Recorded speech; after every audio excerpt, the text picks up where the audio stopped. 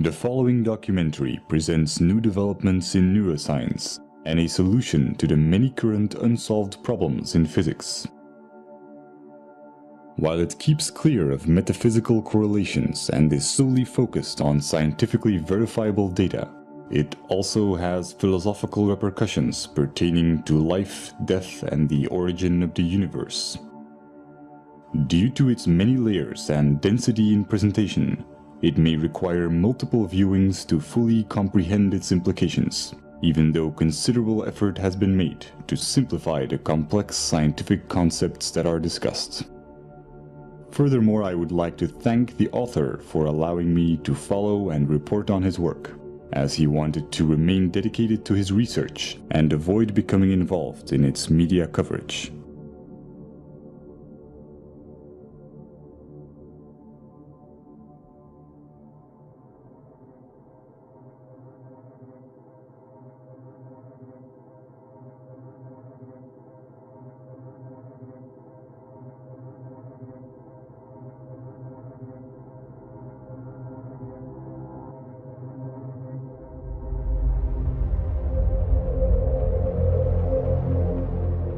The human brain is a network of approximately 100 billion neurons. Different experiences create different neural connections which bring about different emotions. And depending on which neurons get stimulated, certain connections become stronger and more efficient, while others may become weaker.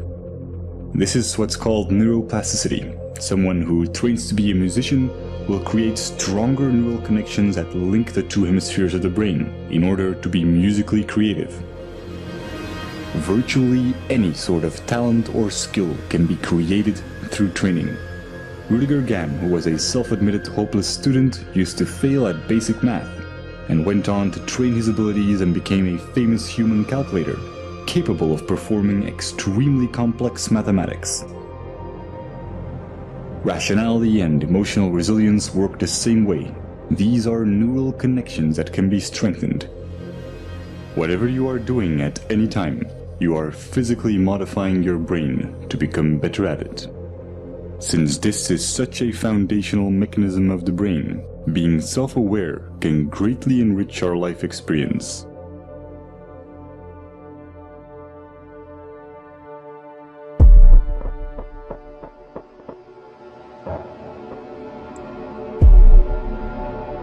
Specific neurons and neurotransmitters, such as norepinephrine, trigger a defensive state when we feel that our thoughts have to be protected from the influence of others. If we are then confronted with differences in opinion, the chemicals that are released in the brain are the same ones that try to ensure our survival in dangerous situations. In this defensive state, the more primitive part of the brain interferes with rational thinking, and the limbic system can knock out most of our working memory, physically causing narrow-mindedness.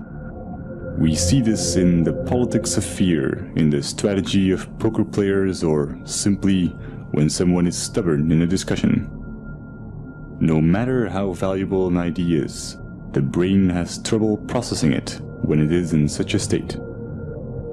On a neural level, it reacts as if we're being threatened, even if this threat comes from harmless opinions or facts that we may otherwise find helpful and could rationally agree with.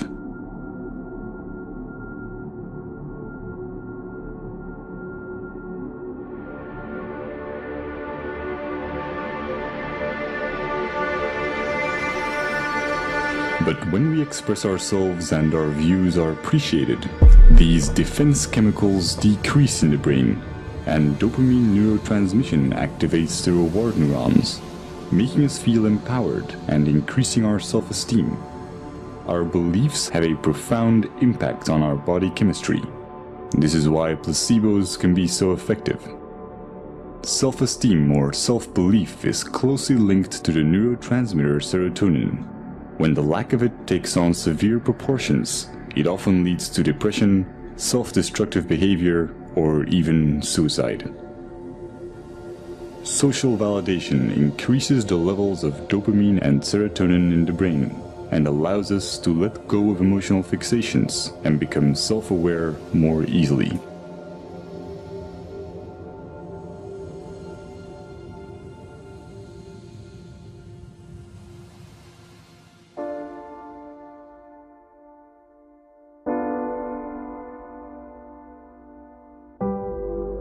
Social psychology often looks at the basic human need to fit in and calls this the normative social influence. When we grow up, our moral and ethical compass is almost entirely forged by our environment, so our actions are often a result of the validation we get from society. But new developments in neuroscience are giving us a better understanding of culture and identity. Recent neurological research has confirmed the existence of empathetic mirror neurons. When we experience an emotion or perform an action, specific neurons fire, but when we observe someone else performing this action, or when we imagine it, many of the same neurons will fire again, as if we were performing the action ourselves. These empathy neurons connect us to other people, allowing us to feel what others feel. And since these neurons respond to our imagination, we can experience emotional feedback from them as if it came from someone else. This system is what allows us to self-reflect. The mirror neuron does not know the difference between it and others, and is the reason why we are so dependent of social validation and why we want to fit in. We are in a constant duality between how we see ourselves and how others see us. This can result in confusion in terms of identity and self-esteem, and brain scans show that we experience these negative emotions even before we are aware of them. But when we are self-aware, we can alter misplaced emotions because we control the thoughts that cause them. This is a neurochemical consequence of how memories become labeled when retrieved, and how they are restored through protein synthesis. Self-observing profoundly changes the way our brain works. It activates the self-regulating neocortical regions, which give us an incredible amount of control over our feelings. Every time we do this, our rationality and emotional resilience are strengthened. When we are not being self-aware, most of our thoughts and actions are impulsive. And the idea that we are randomly reacting and not making conscious choices is instinctively frustrating. The brain resolves this by creating explanations for our behavior and physically rewriting it into our memories through memory reconsolidation, making us believe that we were in control of our actions. This is also called backward rationalization, and it can leave most of our negative emotions unresolved and ready to be triggered at any time. They become a constant fuel to our confusion, as our brain will keep trying to justify why we behaved irrationally.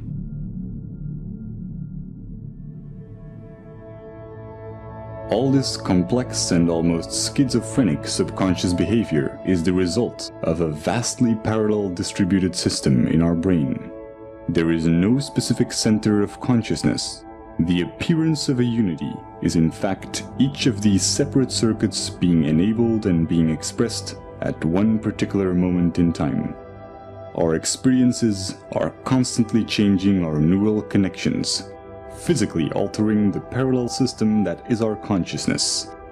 Direct modifications to this can have surreal consequences that bring into question what and where consciousness really is.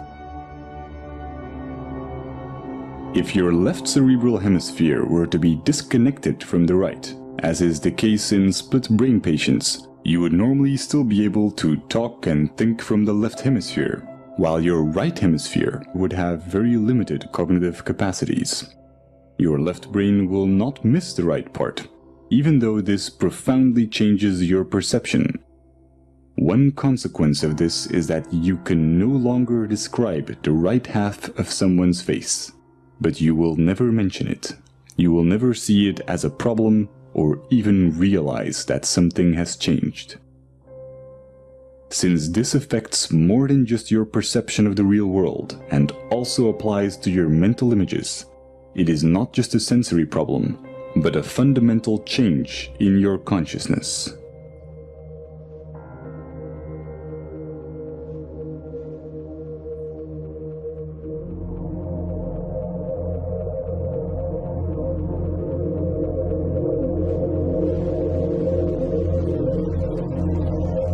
Each neuron has a voltage, which can change when ions flow in or out of the cell. Once a neuron's voltage has reached a certain level, it will fire an electrical signal to other cells, which will repeat the process. When many neurons fire at the same time, we can measure these changes in the form of a wave. Brainwaves underpin almost everything going on in our minds, including memory, attention, and even intelligence. As they oscillate at different frequencies, they get classified in bands such as alpha, theta, and gamma. Each are associated with different tasks. Brainwaves allow brain cells to tune into the frequency corresponding to their particular task while ignoring irrelevant signals, similar to how a radio homes in on different waves to pick up radio stations. The transfer of information between neurons becomes optimal when their activity is synchronized.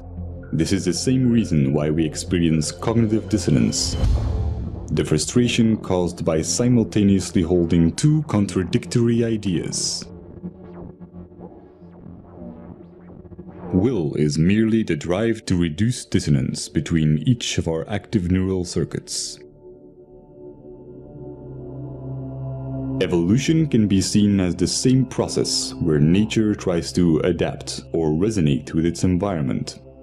By doing so, it evolved to a point where it became self-aware and began to ponder its own existence. When a person faces the paradox of wanting purpose while thinking that human existence is meaningless, cognitive dissonance occurs. Throughout history, this has led many to reach for spiritual and religious guidance, challenging science as it failed to give answers to existential questions, such as why or what am I?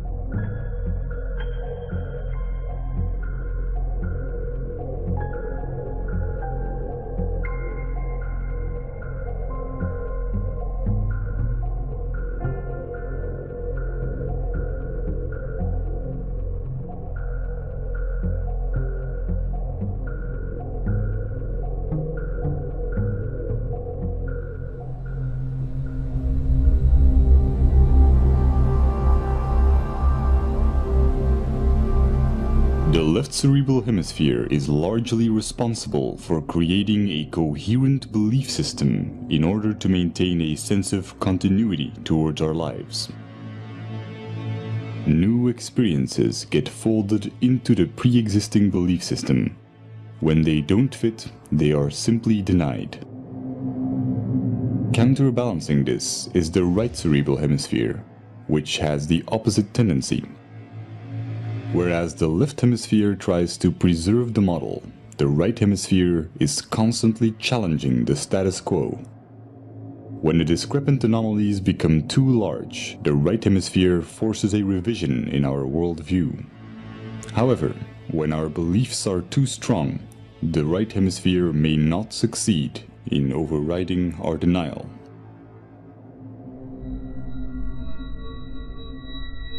This can create a profound confusion when mirroring others.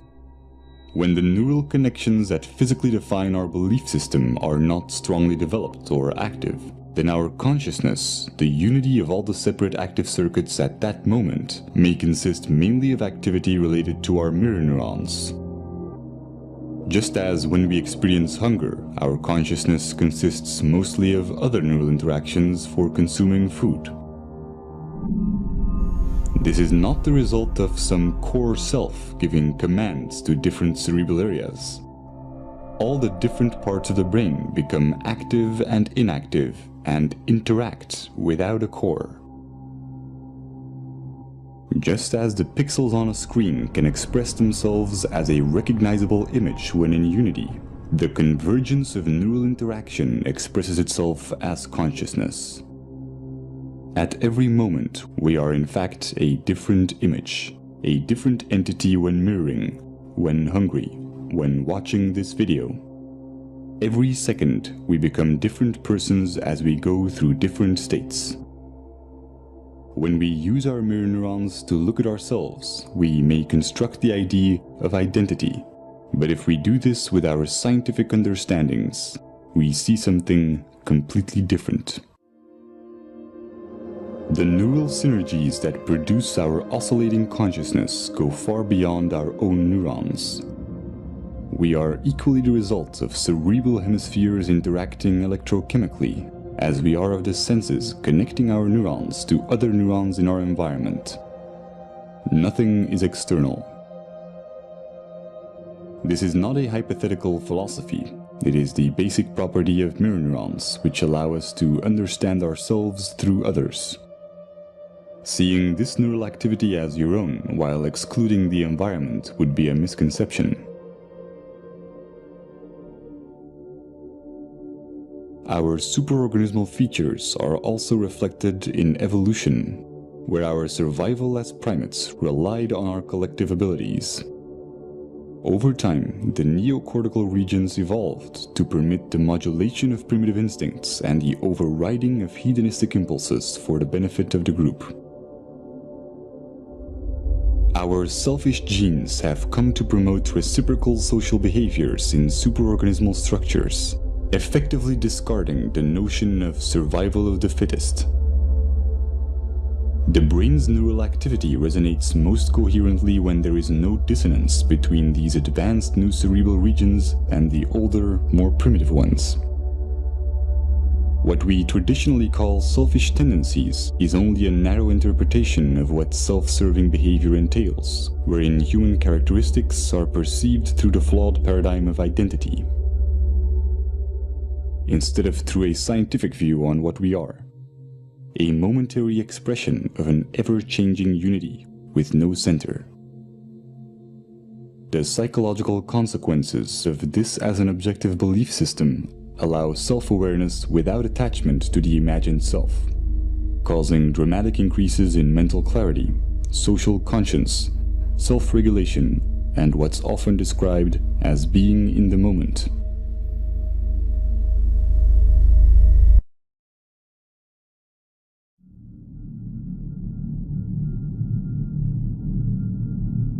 The common cultural belief has mostly been that we need a narrative, a diachronic view on our life to establish moral values. But with our current understandings of the empathic and social nature of the brain, we now know that a purely scientific view with no attachment to our identity or story yields a far more accurate, meaningful, and ethical paradigm than our anecdotal values. This is logical since our traditional tendency to define ourselves as imaginary individualistic constants neurally wires and designs the brain towards dysfunctional cognitive processes, such as compulsive labeling and the psychological need to impose expectations.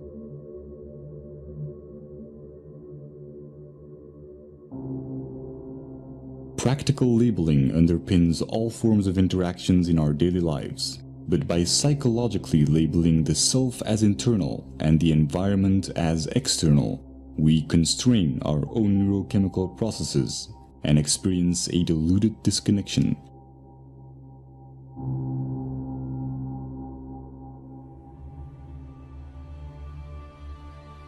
Growth and its evolutionary side effects, such as happiness and fulfillment, are stimulated when we are not being labeled in our interactions. We may have many different views and disagree with one another in practical terms, but interactions that nevertheless accept us for who we are without judgment are neuropsychological catalysts that wire the human brain to acknowledge others and accept rationally verified belief systems without dissonance. Stimulating this type of neural activity and interaction alleviates the need for distraction or entertainment and creates cycles of constructive behavior in our environment. Sociologists have established that phenomena such as obesity and smoking, emotions and ideas spread and ripple through society in much the same way that electric signals of neurons are transferred when their activity is synchronized.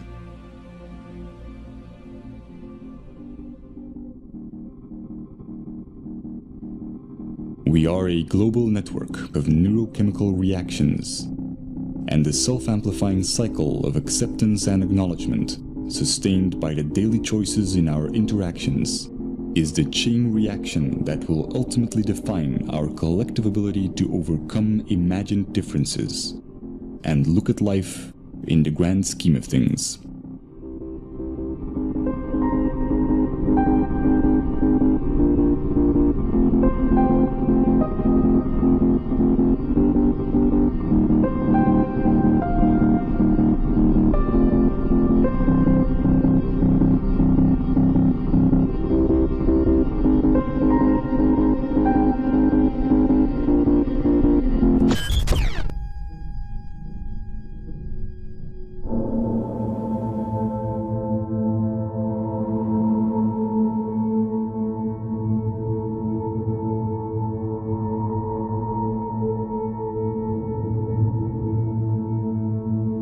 Throughout Turin's ongoing research, I've made a simplified but comprehensive overview of his current findings.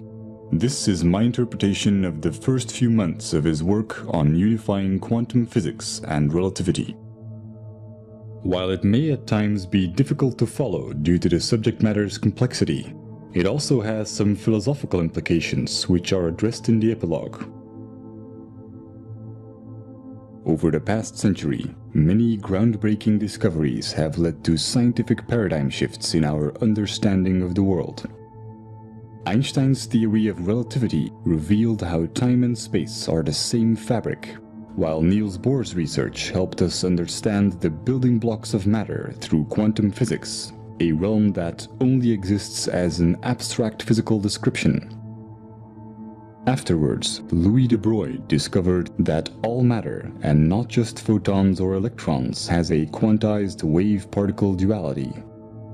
These breakthroughs have led to new schools of thought about the nature of reality and have inspired popular metaphysical and pseudoscientific theories, such as the human mind being able to command the universe through positive thinking.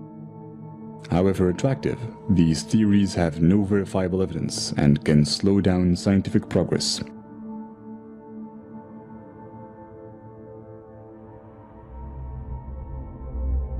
Einstein's laws of special and general relativity are applied in modern-day technologies, such as GPS satellites, where the accuracy of calculations would drift more than 7 miles a day, if consequences such as time dilation would not be taken into account.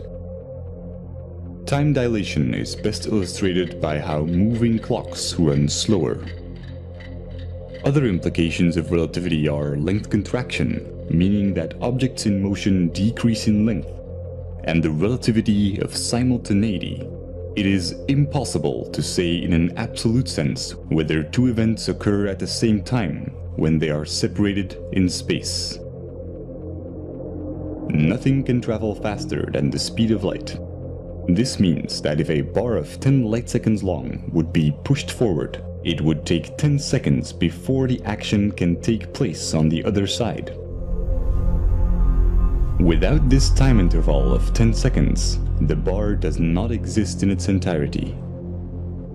This is not due to our limitations as observers, but due to an inherent consequence of relativity, where time and space are interconnected and cannot exist without each other.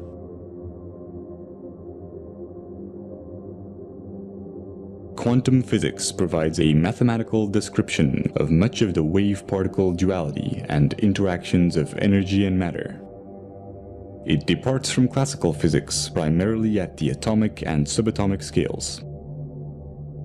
The mathematical formulations are abstract, and the implications are often non-intuitive. A quantum is the minimum unit of any physical entity involved in an interaction. The elementary particles are the basic building blocks of the universe. They are the particles which all other particles are made of. While in classical physics, we can always split things into smaller bits, for quanta this is impossible. As a result, the quantum world presents many unique phenomena that cannot be explained through classical laws, such as quantum entanglement, the photoelectric effect, Compton scattering, and many more. There are many exotic interpretations of our quantized world. The most widely accepted among physicists include the Copenhagen interpretation and the many worlds interpretation. Current trends show substantial competition from alternative interpretations such as the holographic universe.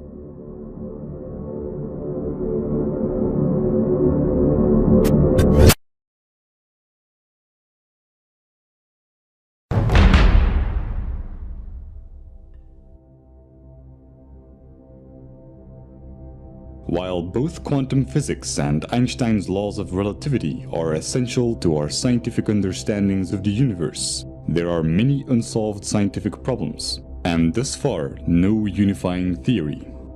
Some of the current questions are: why is there more observable matter than antimatter in the universe? What is the nature of the arrow of time? What is the origin of mass? One of the most important keys to finding the answer to these problems are de Broglie's equations, for which he was awarded the Nobel Prize in Physics.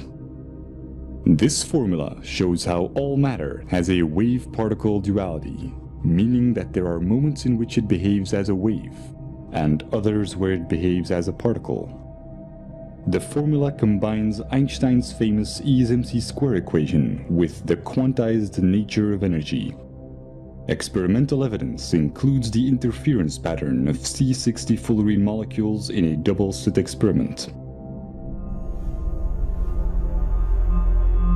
The fact that our consciousness itself seems to be made up out of quantized particles has been the subject of many mystical theories.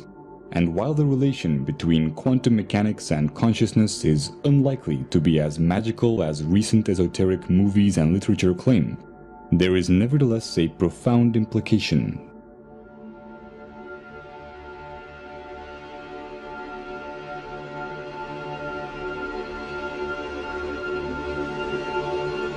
As de Broglie's equations apply to all matter, we can fundamentally establish that C equals HF, where C stands for consciousness, H for the constant of Planck, and F for frequency.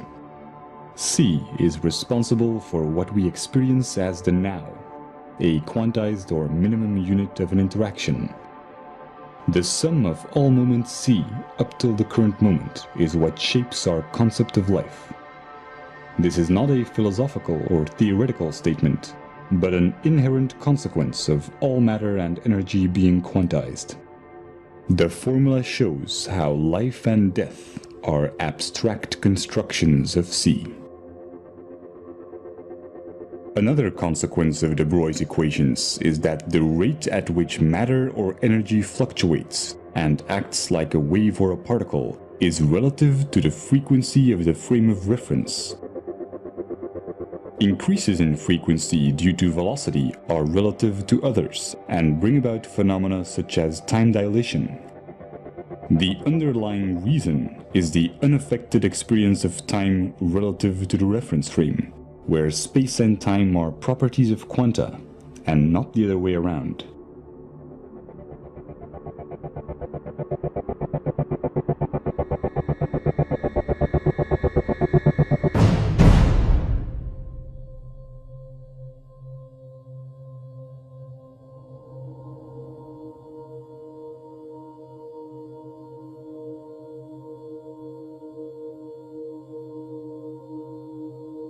Antiparticles are created everywhere in the universe where high-energy particle collisions take place.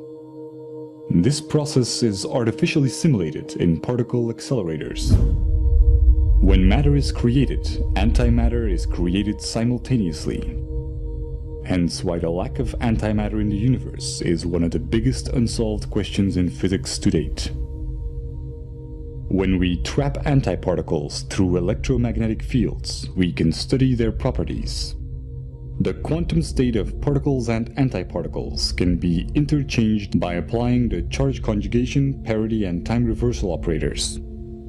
To clarify, if a physicist whose body was made of antimatter would do experiments in a laboratory also made of antimatter, using chemicals and substances of antiparticles, he would find almost exactly the same results as his matter counterpart.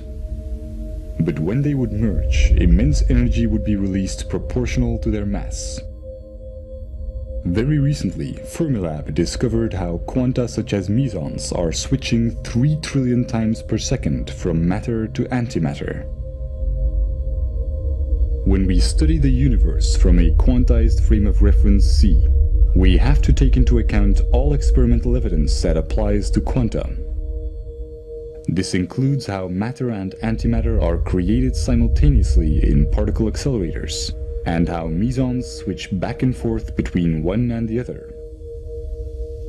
This has significant consequences when applied to C. From a quantum perspective, every instance of C has an anti-C. This explains the missing symmetry or antimatter in the universe and is closely related to the arbitrary choice of emitter and absorber in the Wheeler-Feynman time-symmetric theory. The unperturbed time t in the uncertainty principle is the required time or cycle for quanta to exist.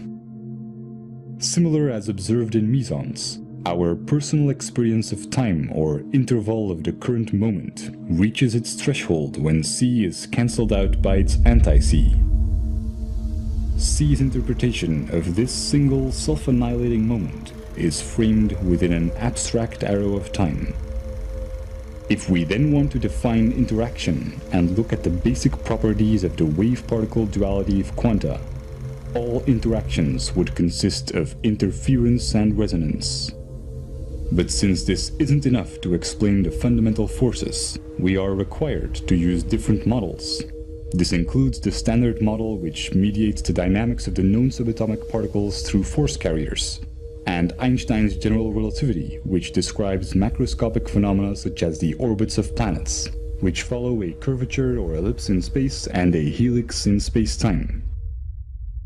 But Einstein's model of space-time doesn't hold up on quantum levels, and the standard model needs additional force carriers to explain the origin of mass. Without success, a unification of both models or theory of everything has been subject of much research.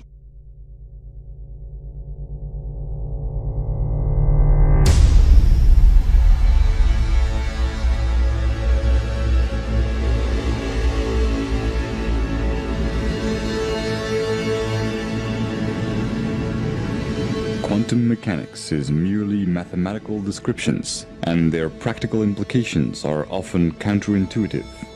Classical concepts such as length, time, mass, and energy can also be approached with similar descriptions. By building on de Broglie's equations, we can substitute these concepts with abstract vectors. This is a probability-oriented approach towards the basic and already existing concepts in physics that allows us to unify quantum mechanics with Einstein's relativity. De Broglie's equations show how all reference frames are quantized, including all matter and all energy. Particle accelerators have demonstrated that matter and antimatter are always created simultaneously. The paradox of how reality can emerge from abstract building blocks that annihilate each other can be explained by using these quanta as the frame of reference. In a simplified analogy, we need to look at things through the eyes of a photon. The reference frame is always a quantum and defines how spacetime is quantized. When it increases or decreases, spacetime increases or decreases as well. This is reflected in quantum mechanics as the mathematical description of the probability amplitude of the wave function, or in Einstein's relativity as time dilation and length contraction. For a quantized frame of reference, mass and energy can only be defined as abstract probabilities. Or if we want to be more concrete and establish a mathematical framework, as vectors which can only exist when we assume an arrow of time.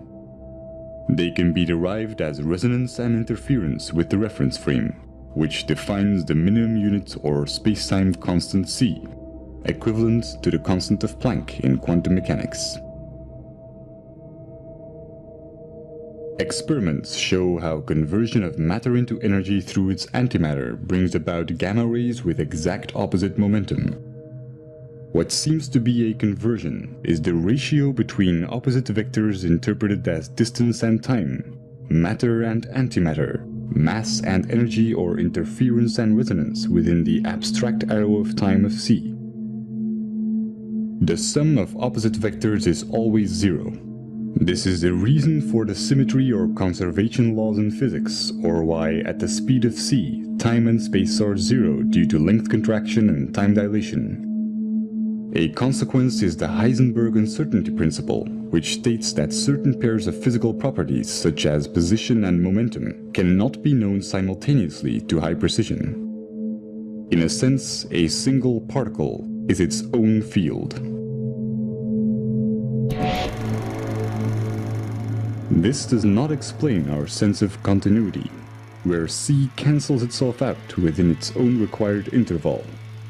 But when these vectors are exponentially amplified or accelerated relative to and within the abstract arrow of time, the underlying mathematical algorithms, also describing the fundamental forces, can bring about a consistent reality and have abstract building blocks. This is why the harmonic motion equations are used in many fields of physics involving periodic phenomena, such as quantum mechanics and electrodynamics, or why Einstein's equivalence principle, used to derive the model of spacetime, states that there is no difference between gravity and acceleration. Because gravity is only a force when interpreted relative to an oscillating frame of reference.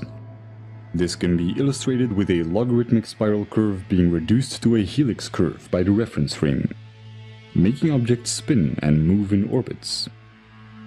Visually simplified, two amplified or growing apples will be interpreted to attract each other when observed by an amplified reference frame, as the size seems unaffected.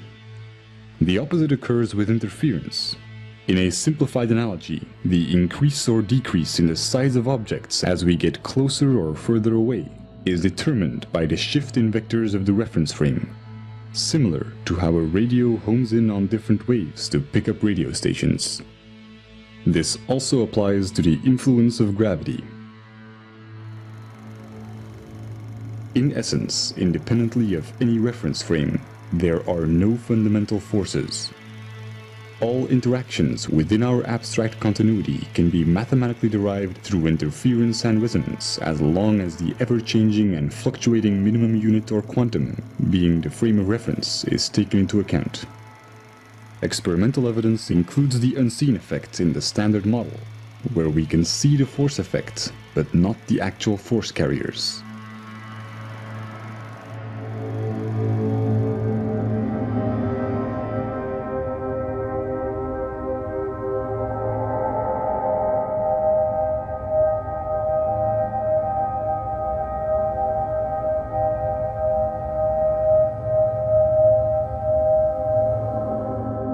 The consistent continuity of reality does not require quanta to have any specific sequence in time.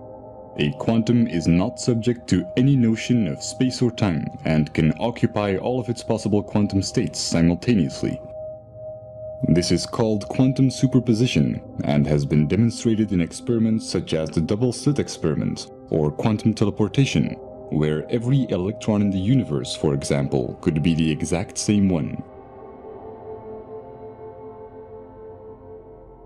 The only requirement for an abstract arrow of time and consistent continuity or reality is the algorithm describing the pattern or abstract sequence of vectors.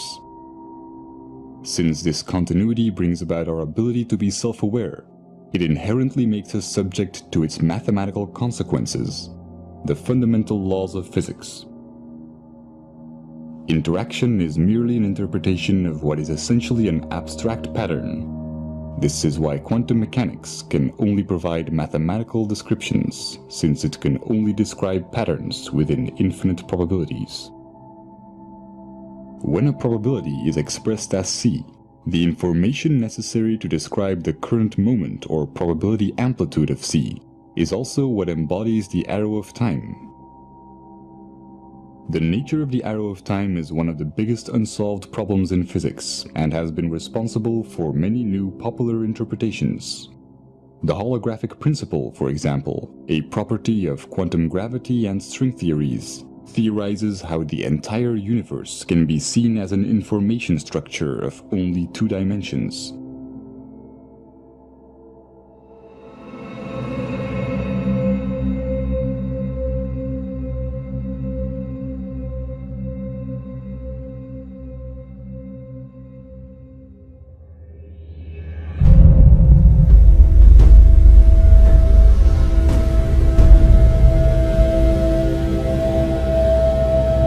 Traditionally associate the notion of an arrow of time with the sequence of events that we experience through the arrangement of short-term and long-term memories.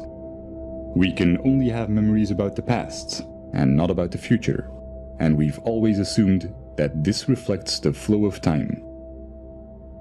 Scientists only began to question this logic when discoveries in quantum mechanics demonstrated that some phenomena are not bound by our notion of time, and that our concept of it is nothing more than our perception of the change in observable values.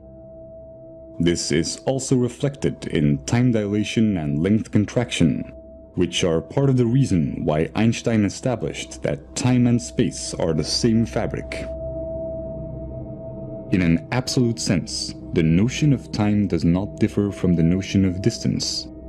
Seconds are equal to light seconds but cancel each other out.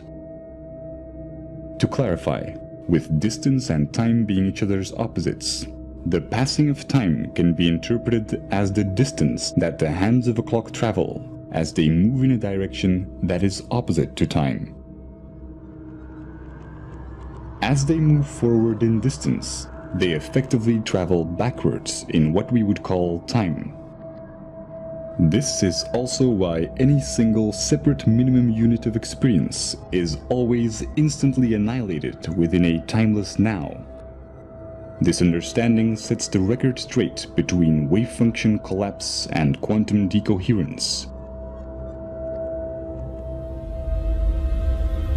Concepts such as life and death are mere intellectual constructs, and any speculative spiritual ideas of an afterlife that takes place in a realm where the rigid mathematical underpinnings of this reality come to an end are equally fabricated. An important cosmological consequence is that the Big Bang Theory, where the universe is traced back to one point by looking at the past, is a misconception. The traditional assumption of space-time, where space is 3-dimensional and time plays the role of a 4th dimension, is inaccurate. If we would want to study the origin of the universe, we would actually have to look forward, since C's time vector direction is opposite to the arrow of distance, from which we perceive an expanding universe. Although this temporal mapping of the universe will only yield abstract concepts with no relation to its quantum underpinnings. Experimental evidence includes the accelerating expanding universe, following what is known to be an inverse or time-reversed black hole metric, as well as the many problems related to the Big Bang Theory, such as the horizon problem.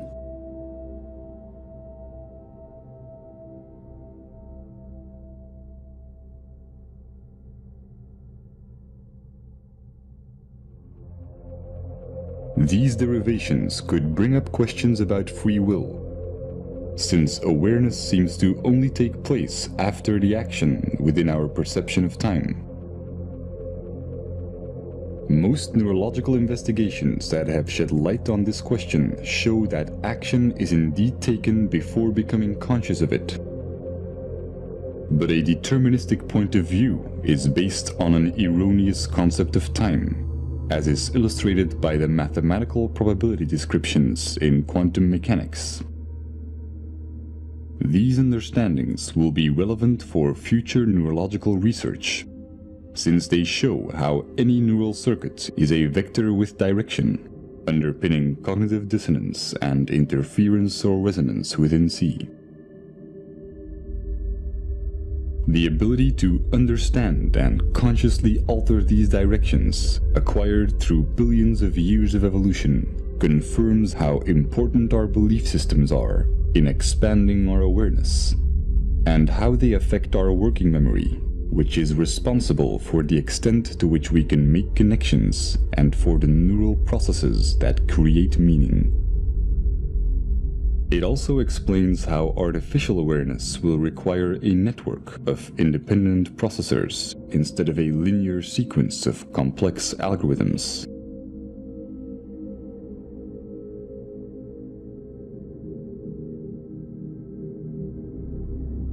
Athene's grand unification is one solution that unifies quantum physics and Einstein's theory of relativity.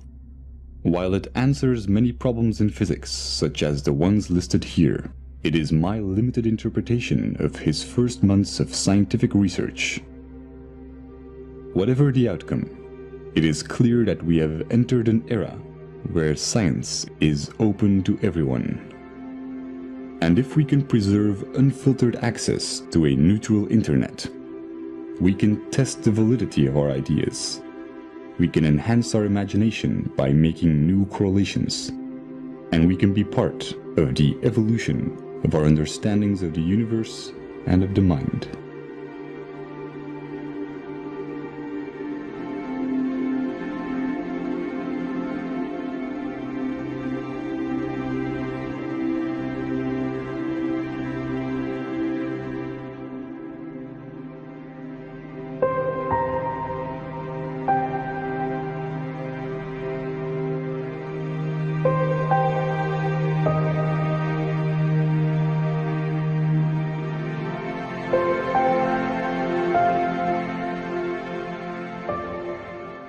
In quantum mechanics, we have learned to approach reality differently and see everything as probabilities instead of certainties. In a mathematical sense, anything is possible. As well as in science as in our daily lives, the extent to which we can calculate or figure out probabilities is determined by our intellectual capability to recognize patterns.